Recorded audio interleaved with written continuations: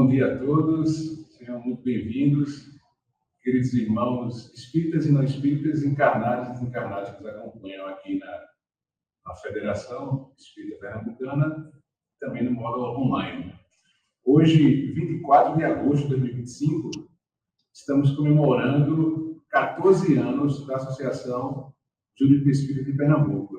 Eu, como atual presidente, Renan Lira, tenho a grata satisfação de apresentar hoje nossa querida e ilustre amiga, nossa irmã Adriana Moura, que irá tratar sobre um tema muito interessante, uma pergunta assim, bastante inusitada e reflexiva, que é: e nós, juristas espíritas, o que fazemos de especial?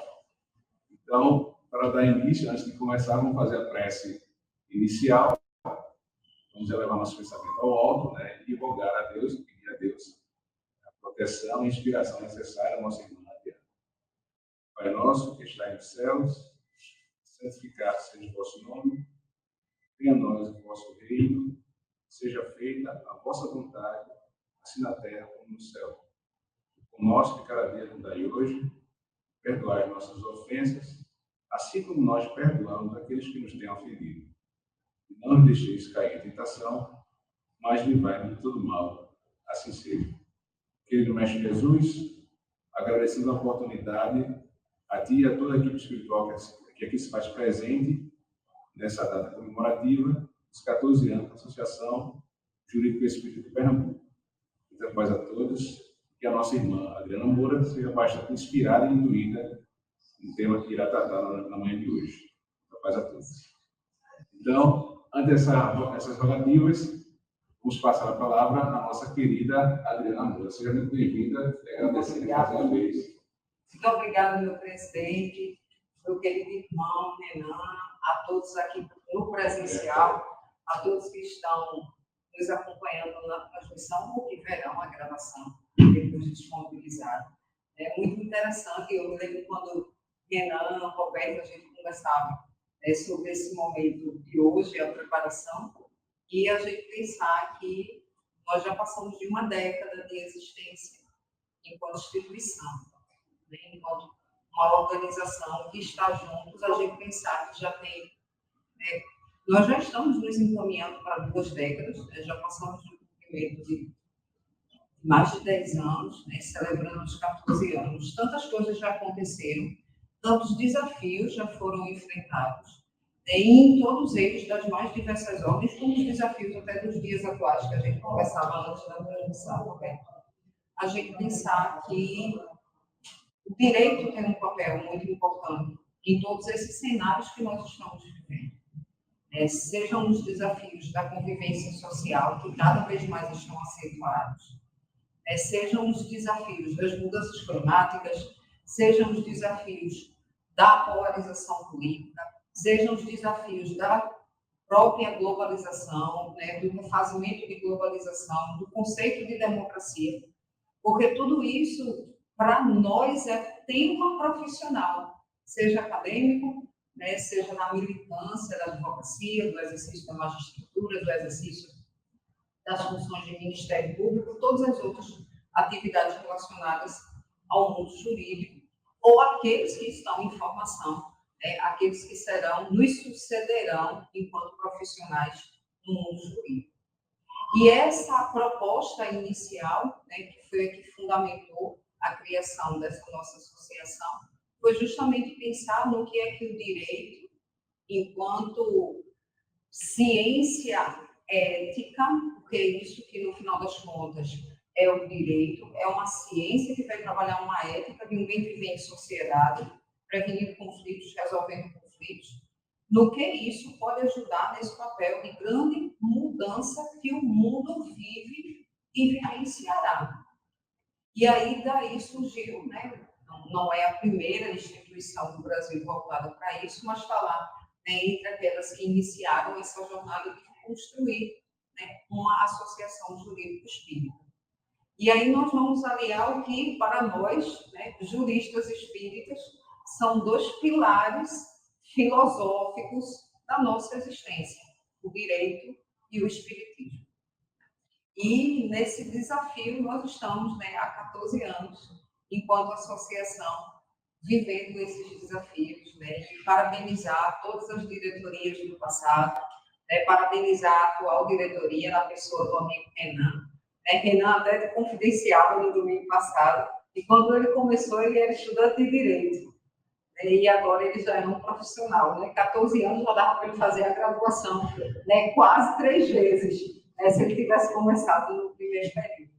Né? E isso mostra a longevidade, a necessidade desse trabalho. E aí uma coisa que eu sempre gosto de pensar, né? Trabalhos para se consolidarem, inclusive é isso que disse Joana de Ângeles ao já querido e saudoso Divaldo Pereira Franco, é um trabalho que só pode, de fato, ser começado a contar a partir de 10 anos. Então, os 10 primeiros anos é entusiasmo. A partir de 10 anos é que a gente começa a contar. Então, a AGE já passou dos seus 10 anos iniciais de entusiasmo e agora o trabalho começa e há muito trabalho para ser feito. Então, parabéns a todos nós, a quem era, quem está e a quem virá, né? E que o Senhor nos abençoe nos nossos propósitos. E é sempre uma alegria estar de volta a um encontro da AGE.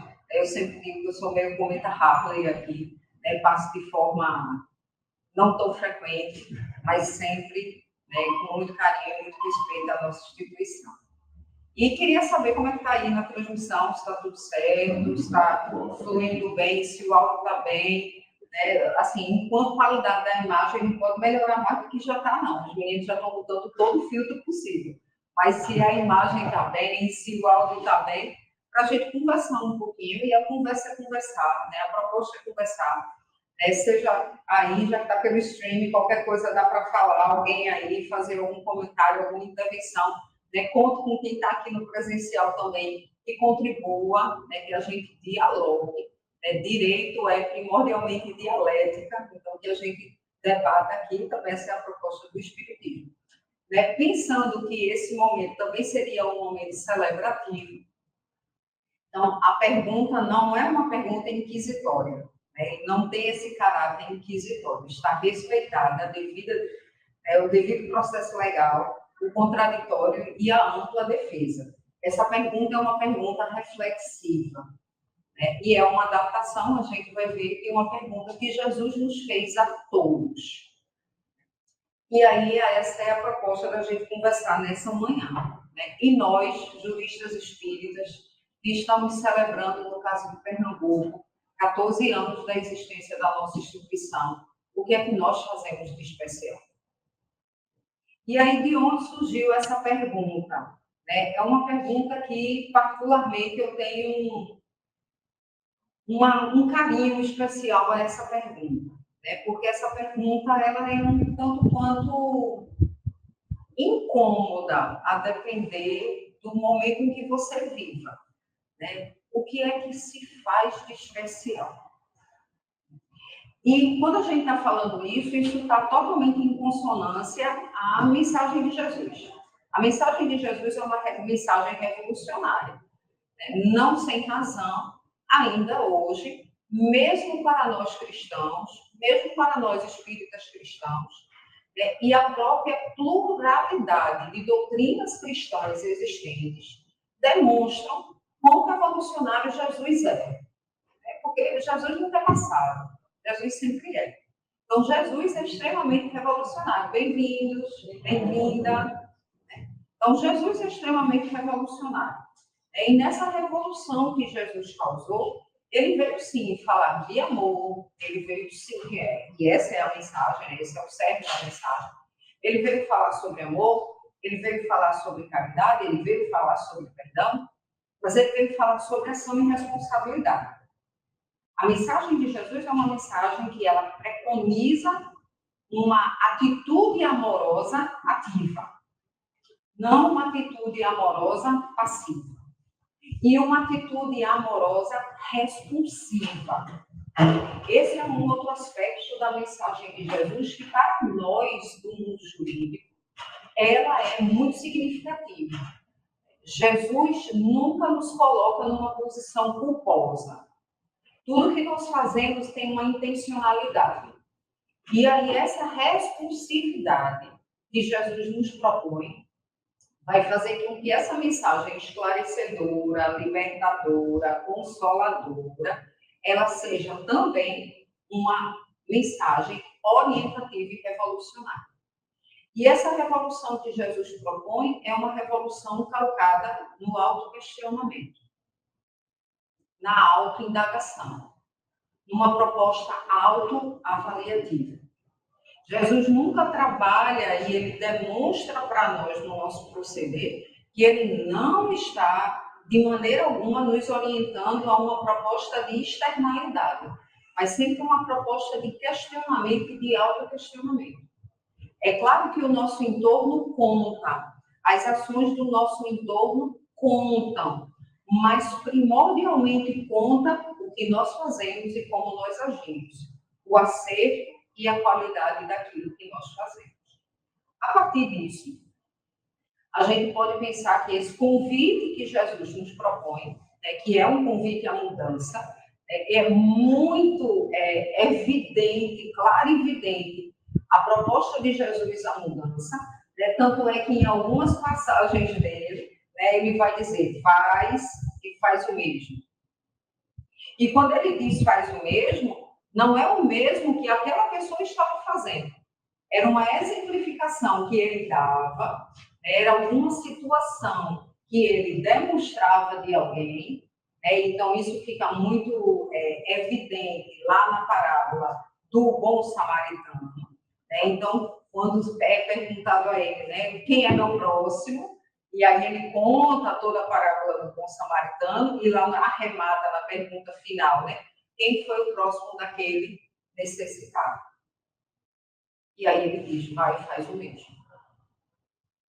Então, é sempre uma ideia de mudança. É de um jeito, mas há necessidade de burilar esse comportamento para que seja de outro. A mesma coisa quando ele diz, vai e não tornes a pecar. Então, em alguns episódios, principalmente em episódios de cura, essa era a mensagem de Jesus. E isso é uma temática muito interessante.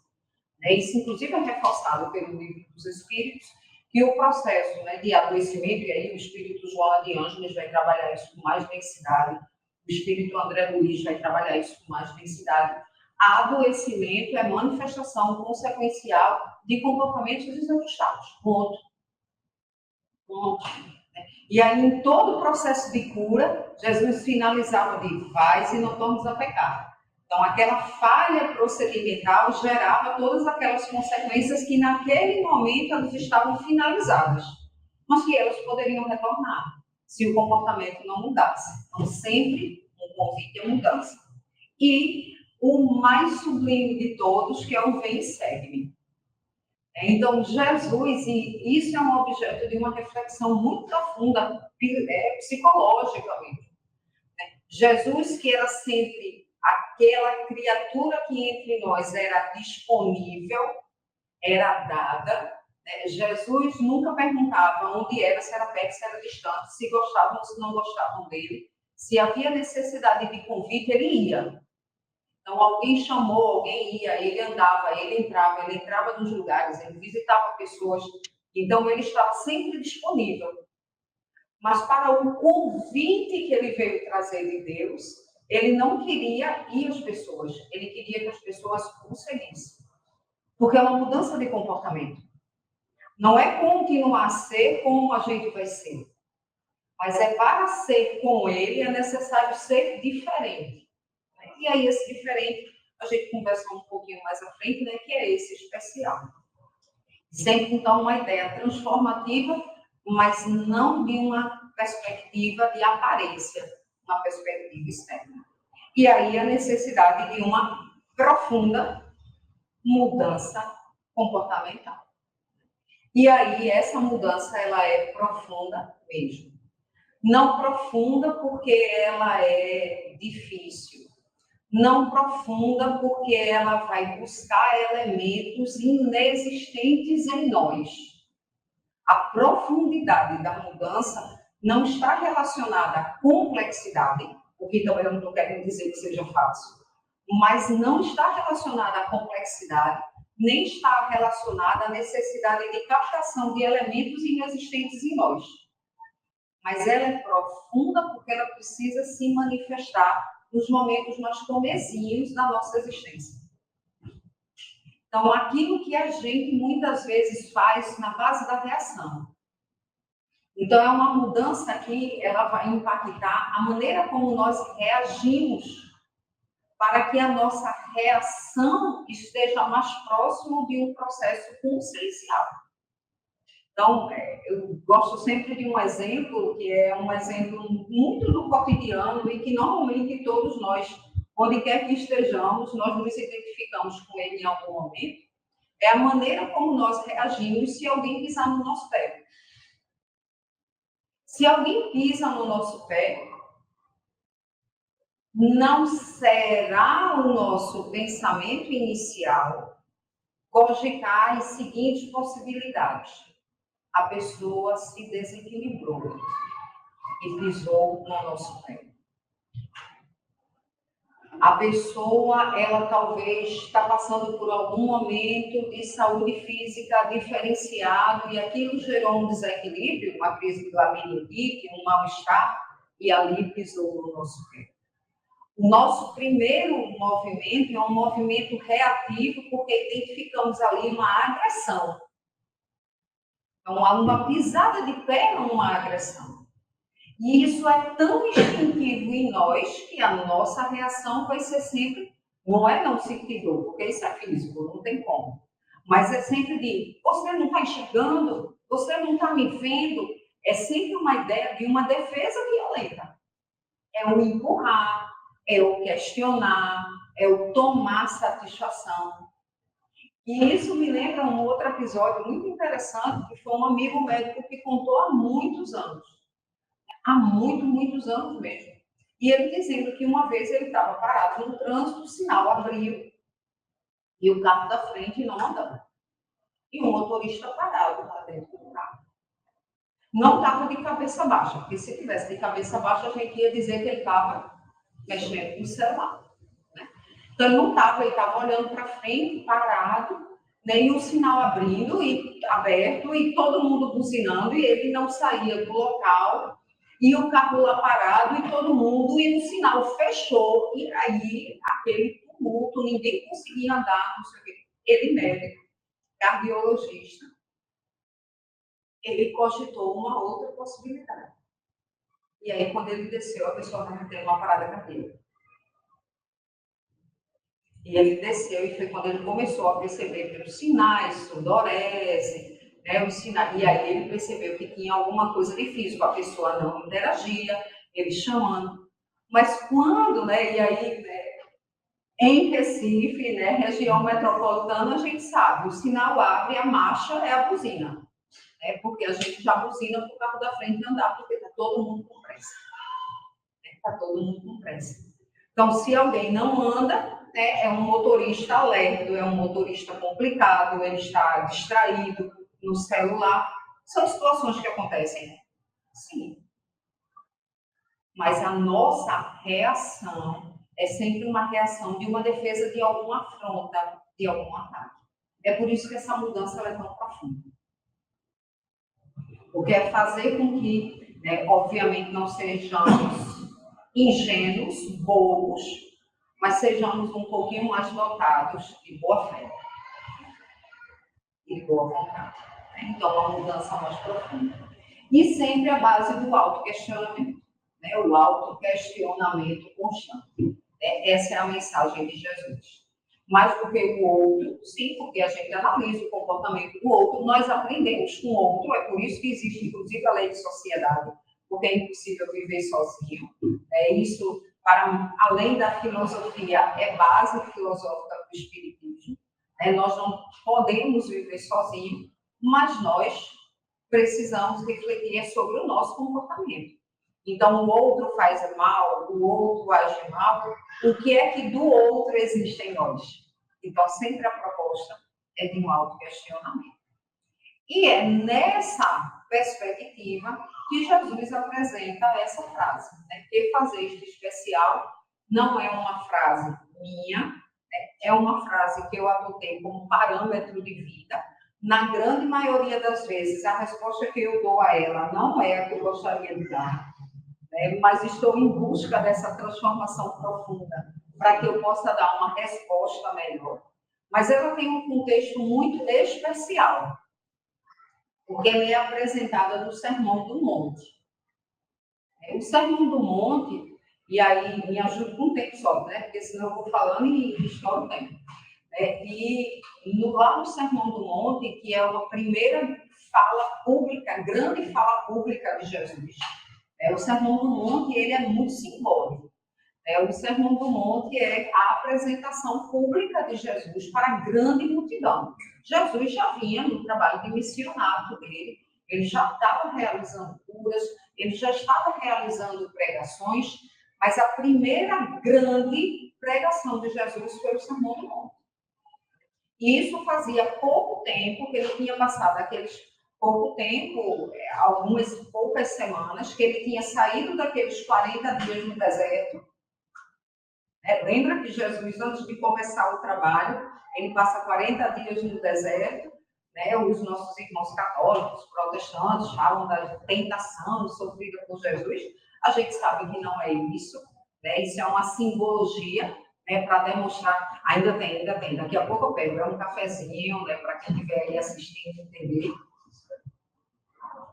E o que demonstra também, né, eu sempre gosto de pensar que todo e qualquer trabalho precisa de preparação, de planejamento e de autocuidado. Se Jesus, para começar o trabalho dele, precisou de 40 dias, não seremos nós que vamos fazer qualquer coisa, né, aquela questão, matando a bola no peito. Às vezes a vida nos impede a uma ação, mas a gente precisa dar um constante planejamento, porque até Jesus planejou. Então, podemos ser nós a querer fazer as coisas como diria meu pai, confiando no veneno. Eu já sei fazer isso eu já estou habituado. Não dá para confiar.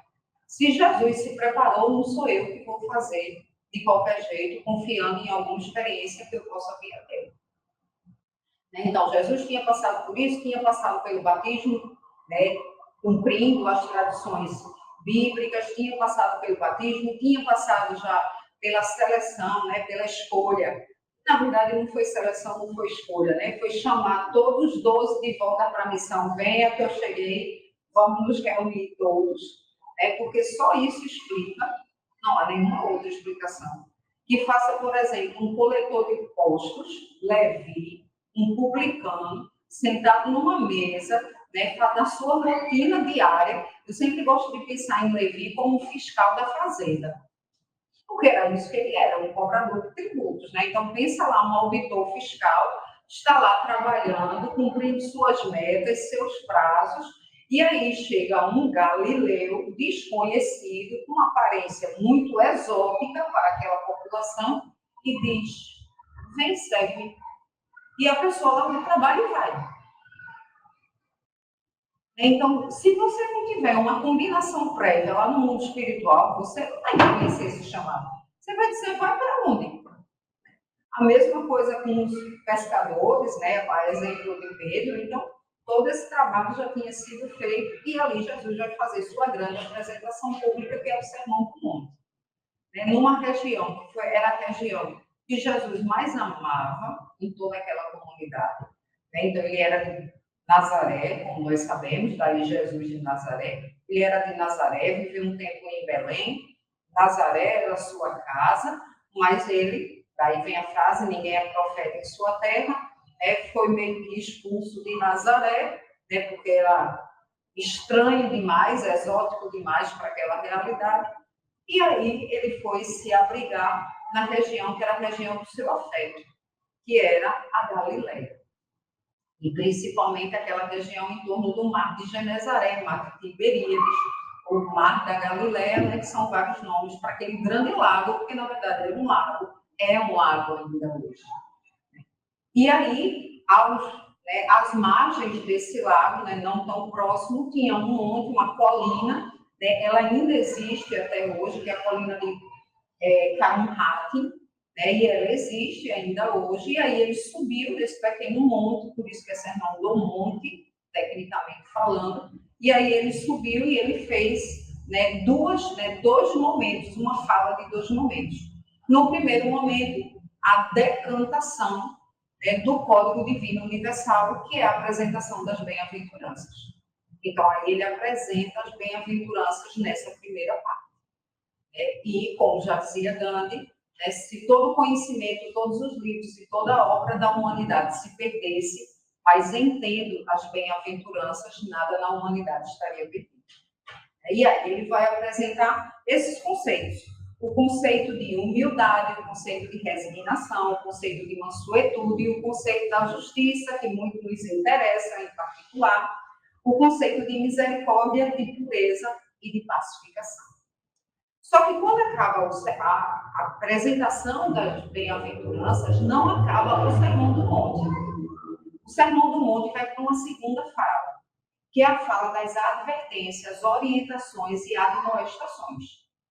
Então, Jesus, falando para os apóstolos, para aquele pequeno grupo, pensando em trabalhadores, ele começa a dizer, faça assim, faça aqui, cuidado, e vai em tal lugar, e haja de tal jeito. Até que ele chega na parte que tem a pergunta que rege a nossa conversa. É quando lá em Mateus, capítulo 5, versículos 46 a 48, ele diz assim: pois, se amardes os que vos amam, que galardão, que prêmio tereis? Se amais apenas a quem vos ama, qual é o prêmio, qual é o mérito disso? Não fazem os publicanos também o mesmo? E aí, os publicanos, aqueles que eram considerados pessoas indignas na sociedade, como era o caso de Levi, conhecido como Mateus, né, curioso, sendo o próprio Mateus o principal relator desse episódio, né? Então, aqueles que cobravam imposto e, né, quem cobra imposto nunca, né, pagar imposto nunca é bom, ainda mais pagar imposto para o povo dominador, né, porque era isso que os publicanos faziam. Eles eram os coletores de impostos para o Império Romano. Então, era o processo de subjugação. Então, além de você pagar tributo, você estava pagando tributo para o povo invasor que havia lhe dominado. Então, o tributo, ele tinha tudo para ser mais que odiado. Então, aqueles que eram responsáveis por essa tarefa, né, os auditores fiscais da época, eles eram extremamente odiados. Eram os publicanos. E ele diz, até os publicanos fazem isso. Amam a quem eles amam. E aí ele continua. E se saudardes unicamente os vossos irmãos, e aí vem a frase, que fazeis de especial? Não fazem os publicanos também assim? Sede vós, pois, perfeitos, como perfeito é o vosso Pai que está nos céus. Então, essa, novamente, é a ideia de Jesus do autoquestionamento para uma reforma profunda num convite à mudança. E aí entender o que é esse especial. Então, o que é esse fazer o especial? Será que eu fazer esse especial é eu abandonar minha casa, meu trabalho, para servir ao mundo a caridade? Será que é construir um hospital para atender os indigentes da sociedade, como fez Madre Teresa de Calcutá e como fez Irmã Lúcia? Será que é abrir mão de todos os direitos autorais dos livros, porque ganhar dinheiro com livro é difícil, mas é possível se você for um autor de best-sellers. Então, é você abrir mão desse dinheiro, como Chico, como o próprio Divaldo e tantos outros médios, abrir mão do dinheiro desse livro para dedicar tudo à caridade e você viver em condições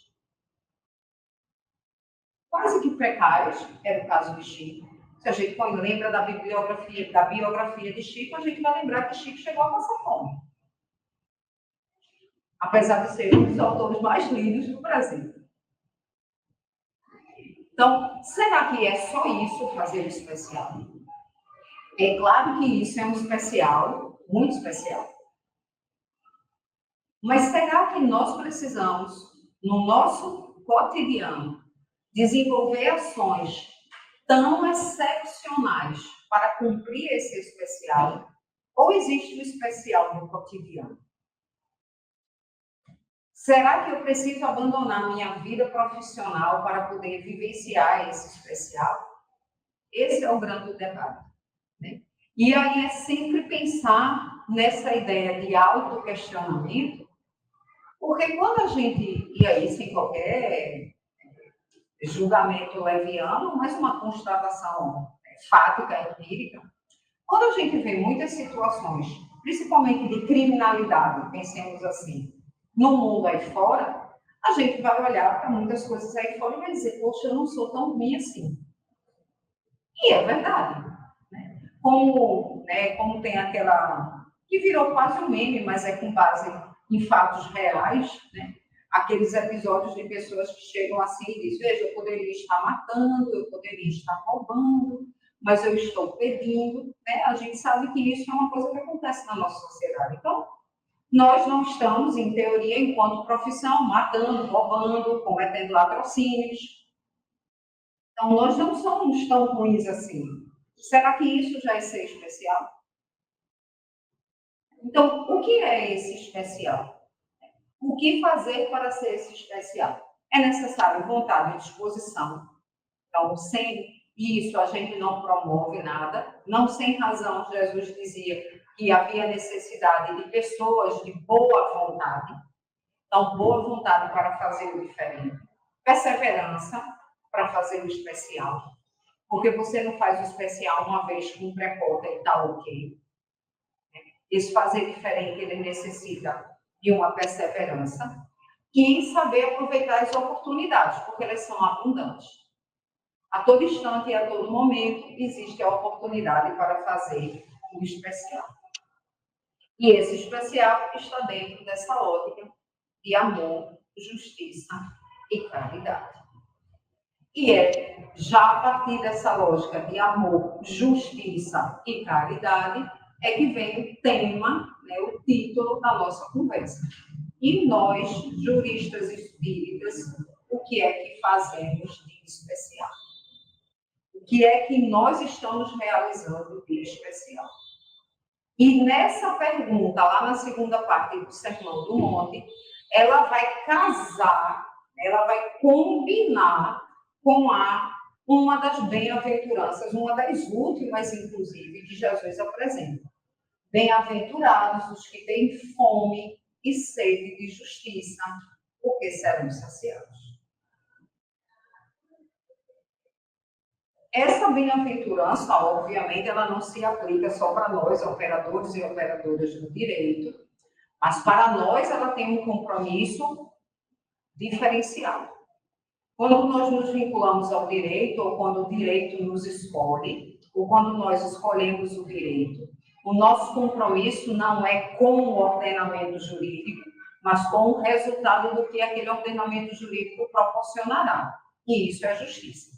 Isso eu estou, como os amigos bem sabem, eu estou simplificando alguns milênios de estudo sobre o objetivo e o propósito do direito. Né? Então, a parte respeitada, todo o debate profundo disso, né, é a justiça o objetivo maior do direito.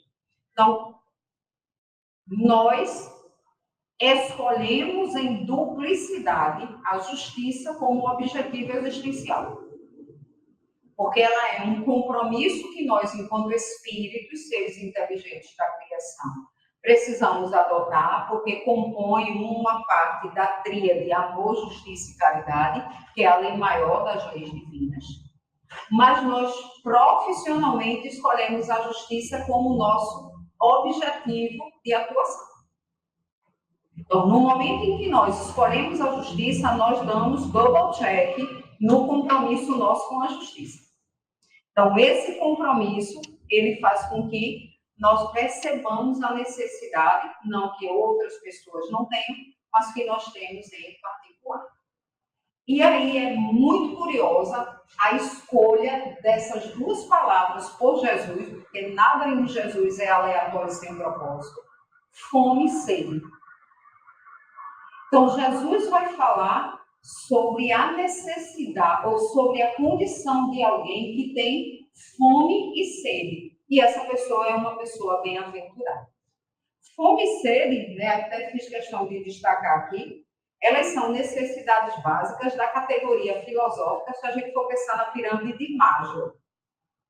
Então, dentre as necessidades de alguém na vida, o mais basilar, que é fisiológico, é a saciação, né, o saciar da fome e da sede. Quem é que sobrevive com fome? Ninguém. Quem sobrevive com sede?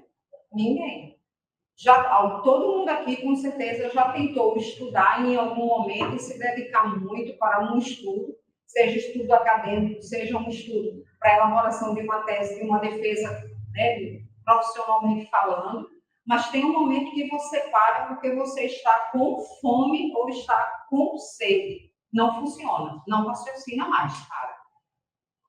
A gente pode estar fazendo uma viagem, um passeio, uma coisa, um momento de alegria, um momento de atrativo, mas quando bate a fome e a sede, aquela necessidade, ela se impõe. Porque não satisfeitos nos leva a óbito, e principalmente a sede. Nós conseguimos resistir até um tempo mais com fome, mas resistimos menos ainda com sede. E aí é muito curioso, porque o corpo precisa disso para manter o equilíbrio. Equilíbrio. Equilíbrio é uma palavra que ela está presente em toda a filosofia desde os pré-socráticos. Então, a necessidade de equilíbrio. E mais, essa necessidade de satisfação da fome e da sede para uma pessoa faz com que não se trate apenas de um desejo momentâneo. A gente não escolhe quando tem fome. A gente não escolhe quando tem sede. É muito curioso que às vezes a gente faz assim, meu Deus, eu acho que eu comi, acho que quase todo mundo já viveu essa experiência, acho que eu já comi uma coisa muito saudável, porque eu estou bebendo mais água. Então, é uma coisa que a gente não tem controle. Ou então, às vezes, faz assim, nossa, eu acabei de comer, estou com fome de novo. Porque talvez não ingeriu os nutrientes necessários para a saciedade. Então, são coisas que não são momentâneas nem sobre as quais nós temos o controle. Porque, em sendo biológicas, elas impõem a ação do indivíduo. Quando a gente está com fome, a gente não fica, aí que eu estou com fome. É por isso, por exemplo, o desafio de fazer uma dieta muito restritiva. Porque por mais que você queira se organizar naquela dieta muito restritiva, não bem orientada, você não vai conseguir, porque a fome não põe. A fome deixa você triste, um cara de choro, abatido, abatida, porque ela se impõe. Nós vamos atrás daquele alimento, impondo a ação. Então, a figura que Jesus utilizou de fome, sede e de justiça entra nessa lógica dessa ação que nos impõe, nos impulsiona, porque é vital para nós. E a justiça, para Jesus, também Mateus nos apresenta um conceito, que é um conceito conhecido bastante por nós. Tudo quanto quiseres que os homens, que as pessoas vos façam, assim também fazei vós, pois esta é a lei e os profetas. O famoso não faça ao outro que não queira consigo. Então, quando a gente pensa nisso, e a gente vai pensar no direito, a gente poderia ficar aqui horas falando sobre Aristóteles, Bentham, Kant, Stuart Mill, Nozick, Rawls, e todos esses pensadores que filosofaram, teorizaram sobre justiça, cada um trabalhando justiça enquanto virtude, enquanto liberdade, enquanto propósito, enquanto equidade. Então, os mais diversos basilares, lá de filosofia do direito, aquela cadeira que a gente pagou, que quando a gente está lá no início do curso, a gente só acha chato e acha que não está estudando direito. E quando a gente veio para o Espiritismo, a gente vê o quanto, inclusive, aqueles debates são importantes para a nossa formação enquanto espíritas. Então, o direito, já há muito tempo, vem trabalhar o conceito de justiça.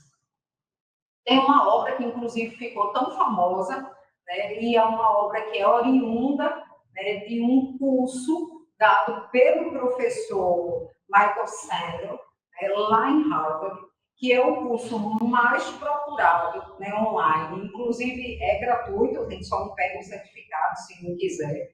né? É muito bom. Eu já fiz mais de uma vez esse curso, é muito bom, né? Mesmo sendo a mesma aula, a aula gravada, mas acho muito bom. Eu sempre recomendo meus alunos a fazerem, né? Que é justamente o que dá o nome ao livro, Justiça, o que é fazer a coisa certa. E ele faz esse resgate, né, de todos esses autores e pensadores de justiça. Né? E é maravilhoso porque tem legenda, né, para quem não está confortável com inglês, dá para fazer o curso, você faz acesso, é gratuito, faz o tempo que você quiser. É muito bom, não deixa de ser uma boa revisão, né, de filosofia do direito para a gente na temática da justiça. Com base em tudo que nós conhecemos de espiritismo, é a partir de Aristóteles que a gente trabalha a justiça como virtude. Né? Então, uma sociedade justa, e a sociedade é formada por pessoas justas, né, seria aquela que cultiva a virtude, se preocupa com o bem comum e aceita a divergência de ideias. E quando a gente vai pensar em justiça para o espiritismo, é óbvio que Kardec também fez essas perguntas lá justamente no capítulo que trata lá na terceira parte, o último capítulo da terceira parte das leis morais, a lei de amor, justiça e caridade. Kardec vai perguntar na 875 como se pode definir justiça. Então, Kardec vai assertivamente perguntar o que é justiça. E lá o Espírito Verdade responde: justiça consiste em cada um respeitar os direitos dos demais. Então, uma frase tão curta, né, resumindo o pensamento aristotélico, né, e a partir da ideia de virtude, né, e ressalvando, demarcando o ponto dos direitos. E é por isso que Kardec vai e retoma essa questão de direitos, que ele achou muito curiosa, né, a utilização da expressão direitos. E aí ele faz, né, e é por isso que ele cria a 875A. E aí ele pergunta: o que é que determina esses direitos? Então, o que é direito? E aí o Espírito Verdade, né, uma resposta um pouco mais alongada, né, e não seria diferente, dada a complexidade dessa definição, ele diz duas coisas: a lei humana e a lei natural. Tendo os homens formulados leis apropriadas a seus costumes e caracteres, elas estabelecem, a lei humana, direitos mutáveis com o progresso das luzes. Vê-se hoje as suas leis, aliás imperfeitas, que consagram os mesmos direitos que os da Idade Média. Né? Só lembremos historicamente que a gente está falando aí do século XIX. Né? Então, a gente já está falando do início da Era Contemporânea, né? E por isso que o Espírito Verdade diz: vocês estão na Era Contemporânea, a Revolução Francesa já tinha ocorrido e vocês estão consagrando os direitos da Idade Média. Né? Então, vejam como há esse descompasso. Entretanto, esses direitos antiquados, que agora se vos figuram monstruosos, pareciam justos e naturais naquela época. Nem sempre, pois, é acorde com a justiça o direito que os homens prescrevem. E aí, essa frase, ela é um alerta para nós, operadores do direito. Nem sempre, né, acorde à justiça o direito que os homens prescrevem. Demais, esse direito regula apenas algumas relações sociais, quando é certo que, na vida particular, há uma imensidade de atos unicamente da alçada do tribunal da consciência, o autoquestionamento. E aí, nos encaminhando para o fim, volta aquele debate que eu tinha mencionado antes de o que é ser bom e o que é fazer especial. Será que é estarmos obrigatoriamente construindo grandes obras, que óbvio tem o seu valor e a sua importância, mas será que há necessidade de cada um de nós fazer isso no exato momento em que nos encontramos na nossa trajetória evolutiva? Não. É cada um de nós construir o nosso especial. E já que estamos falando de justiça, é justiça do cotidiano e no cotidiano. A nossa justiça ela precisa se manifestar não apenas enquanto um compromisso fundamentativo na elaboração de uma peça jurídica, da redação jurídica, ou de um trabalho acadêmico, então ela transcende para muito o aspecto profissional para se manifestar nos atos simples, simplórios, simplíssimos da vida particular. E aí, esses 3 pontos destacados para a nossa reflexão. O uso ético do ferramental jurídico. Então, esse, sem sombra de dúvida, é o maior desafio, é o que mais de especial nós podemos fazer enquanto juristas espíritas. Nós sabemos que, dada a hermenêutica e a dialética, nós podemos, muitas vezes, fazer do direito o instrumento adequado à satisfação dos nossos interesses. Isso é possível. Nós temos exemplos históricos e exemplos odieiros da manipulação do direito para aquilo que interessa a si próprio ou a um grupo e não efetivamente ao que é. Então, quando nós não usamos eticamente esse ferramental, nós não estamos fazendo o especial que espera-se de nós. Então, o direito, ele não serve, senão a gente acaba fazendo um decisionismo, às avessas schmittiano, da Constituição servir ao que ela quer, e servir a quem interessa e a quem a manipula, e não ao que ela quer. E muitas vezes nós fazemos isso, ou nós poderemos incorrer nisso, na manipulação dos direitos, naquilo que nós nos interessa. E falando em nós, falando nas nossas atuações, que pode ser grandiosa, vinculada a uma grande função ou um grande encargo, ou nós na nossa vida profissional em construção. É uma peça, é uma argumentação utilizada manipulando eticamente o ferramental jurídico. Então, nós precisamos estar atentos a isso. E isso ser um compromisso pessoal. Eu digo muito para os meus alunos, partindo do pressuposto que a gente precisa cuidar, sim, cuidar de quem está, mas projetar uma geração melhor do que nós somos. Eu digo isso muito para os meus alunos em sala de aula, e é uma coisa que eles já sabem que vão vir na colação, na formatura, na aula da saudade, que eles vão vir. Não repitam o que me indignou. Porque quando a gente está na graduação, nos primeiros anos da graduação, nós assistimos determinadas situações, os professores, as professoras apresentam determinadas situações, nós começamos a entender o direito e nós dizemos como é que alguém é capaz de fazer isso, sabe que está errado, sabe que não é para ser assim, sabe que está sendo distorcido, manipulado, e como é que alguém faz, mesmo sabendo? E nós nos indignamos. Só que muitas vezes, quando somos nós que estamos naquela situação e a manipulação nos é favorável, muitas vezes essa indignação não persiste. Então, nós é uma indignação seletiva, porque não há um compromisso pessoal com o justo. Há um compromisso teórico, há até uma boa vontade, mas se todo mundo faz, por que eu não posso ajeitar para mim agora? A máquina já está distorcida mesmo, porque sou eu que vou fazer diferente. E é por isso que esse verdadeiro sentimento de justiça ele precisa vir do íntimo de cada um de nós. Então, é aquilo que eu sempre me lembro de uma música de Capital Inicial, que diz assim: o que você faz quando ninguém está vendo? Ou o que você não faria se alguém soubesse que você fez? Então, isso é justiça íntima. Então, é esse compromisso de justiça que nós precisamos cumprir para sermos bem-aventurados.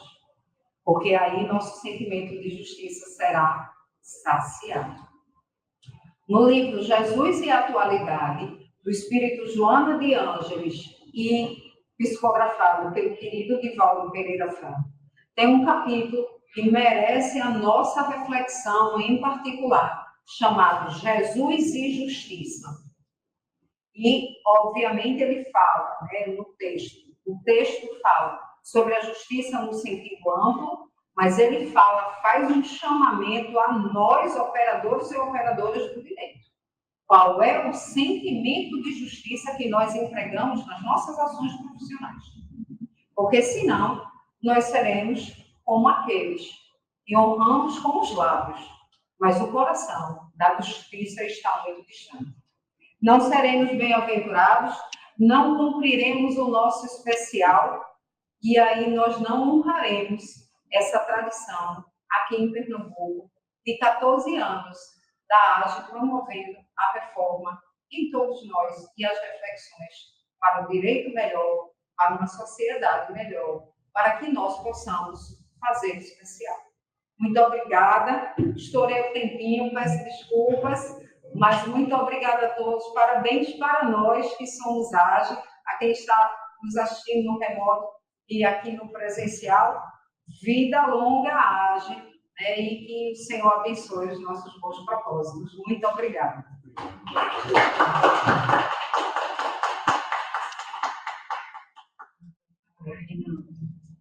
Nós que agradecemos a Adriana por tão brilhante exposição na manhã de hoje.